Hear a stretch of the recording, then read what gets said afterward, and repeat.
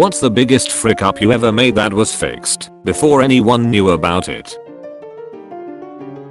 Dropped a financial client's live payroll database. All of it gone. All at 17.15 on a Friday. As the stench of death lingered in with my hands shaking and sweaty, and knowing my weekend had just been ruined, I went digging on the server to find that backup the client did in our system 10 minutes prior. I cannot describe in words the feeling that came over me as it restored successfully and the system worked fine by 17:25. Still to this day, the problems I face at work I can mostly laugh off because of that one time.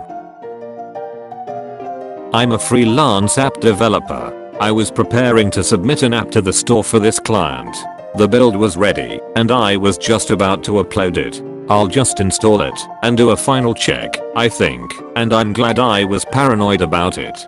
The app name was something like Sigdfdlg. My cat used to have a bad habit of jumping on my keyboard when I wasn't looking. He actually managed to send a Skype message to a client once, full of gibberish. I was in the process of training him that he's not allowed on the desk.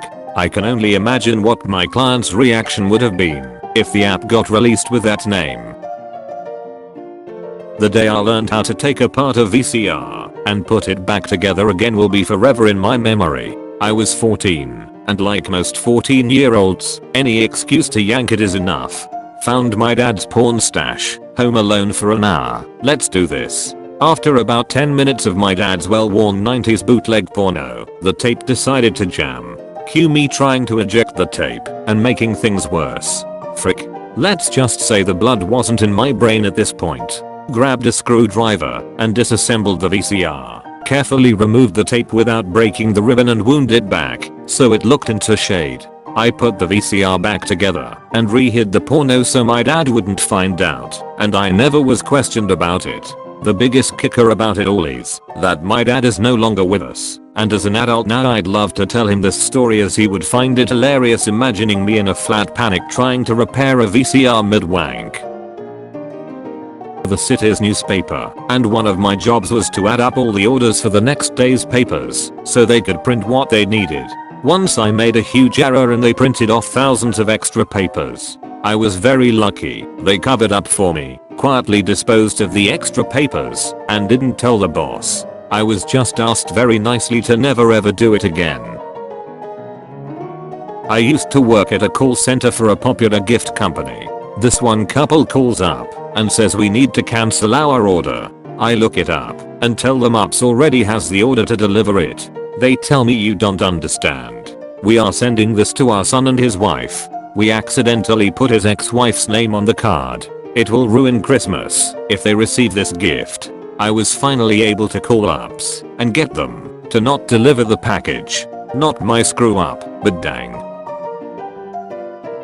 I got my parents' car impounded before going to work. I managed to find the people who called to tow it. I found the guy who towed the car itself. He gave me a ride to the impound lot. It cost me around $500 to get it back. No one ever knows.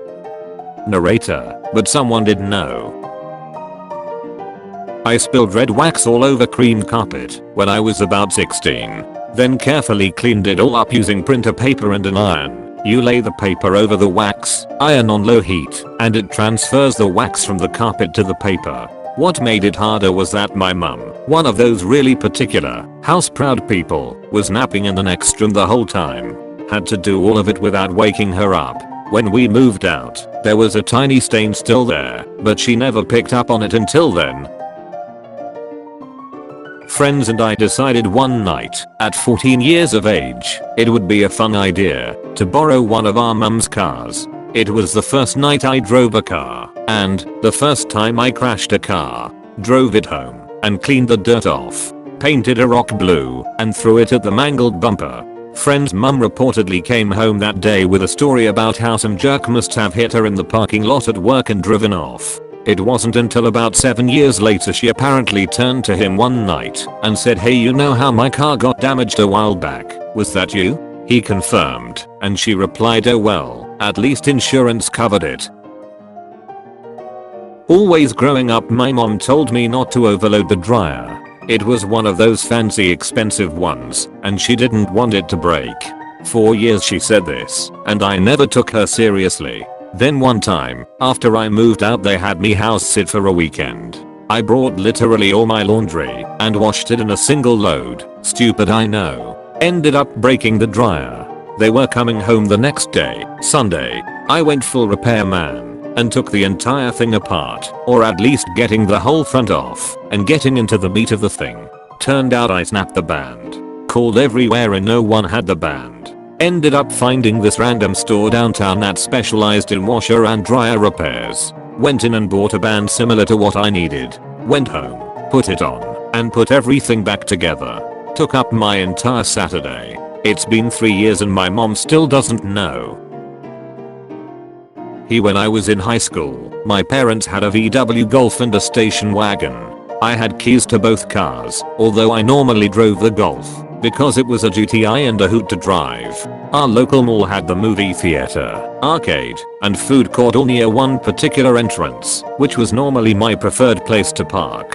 One Saturday I didn't have much going on, so I got up, drove the station wagon to the mall, played some games, tooled around for a bit, hung out with friends, then got in my car and went home. When I got home both my parents were gone, which was weird, but I thought, it's cool. I can watch what I want to on TV. So I grabbed a bag of chips and started watching some movie on HBO. About an hour or so into the movie I realized, hey, wait a minute, I didn't drive the Golf to the mall, but I drove the Golf home. Oh crap. I realized my parents had driven to the mall in the Golf and used the exact same parking area I used. When I got out of the mall I must have seen the Golf, just got in it, and absent-minded driven home. My parents were still at the mall. Had been for over an hour, which was a record for my dad, and I was certain my father was in the midst of calling the cops to report a stolen car. I jumped into the Golf, drove as quickly as I could back to the mall. Had my mother seen the way I drove, she would have killed me. By some miracle the exact spot my parents had parked in was available, so I parked the car. I then walked the couple rows over and got into the station wagon and drove home. My parents came home like 30 minutes later. I asked them how the mall was, and my father started bitching about how my mother made him shop for a new bedroom set, or whatever. But other than that, it was fine. I didn't tell them that story until I was into my late 20s. Started an apprenticeship in it, and was woefully underqualified. I was given the responsibility of maintaining the intranet site for our whole department, obviously given a role that's internal, so I couldn't frick up customer facing things. They underestimated my power. On one cheery Friday evening when half my department had gone home early I was experimenting on the site, creating and deleting test pages in a hidden area. I got 2 different delete buttons on the same page, mixed up and accidentally deleted the whole site. There is no undo. I didn't have access to the changelog. What I did have was another tab open with the same site on it, in edit mode, that I forgot I had. I hit save changes on that page and voila, everything is back. After changing my pants I went home and spent the whole weekend terrified that my boss would find out. They never did. Fast forward 2 years, I've been training hard and now I design systems for our staff. Never fricked up that bad again. Yet. Was taking care of my neighbor's bird and he flew out the house as I opened the door and went over and behind it. I shat bricks cause she really loves the bird and had it for a while. Heard him chirping on the trees behind the house and kept calling him Mango, Mango, Mango. He came to the windowsill and I lured him in with food. Best believe I didn't let him out of his cage after that. My mom is a very soft-spoken, gentle woman. Only heard her curse once in my life. Very old-fashioned, super kind. So innocent, she's amazing. As a teenager I was a rebellious little shit always up to no good. I had a best friend whose parents were super religious. We met at Christian private school and we would get into mischief with each other. One time we were out around 2 AM and went to another friend's house we hadn't talked to in years that went to the Christian school with us. We knocked on his window and asked him to sneak out, but he said he couldn't. He then in turn apparently told his parents about it, and his parents contacted my friend's parents. If we got into any more trouble together we weren't going to be allowed to hang out anymore. So one night my friend and I rode one bicycle about 10 miles to go to this girl's house, taking turns sitting on the handlebars. We had a reason for wanting to go, but we didn't stay long, so after a long arduous journey, we set out on our return trip. Not 5 minutes after embarking, a cop pulls up and stops us. It's around 4:25 in the morning and I hadn't even thought about curfew being a thing. He called up both our parents, and my mom came to pick us up. He wasn't able to reach my friend's parents, so he left a message on the machine. Knowing this was the inevitable, forced termination of our friendship, I convinced my mother to drive to his house on a covered mission. He lived out in the Bohemians, so when we arrived at his house, she had to turn off her lights and drive stealthily down his country road of a driveway. He snuck inside while his parents slept, deleted the message off the machine, and we escaped scot-free.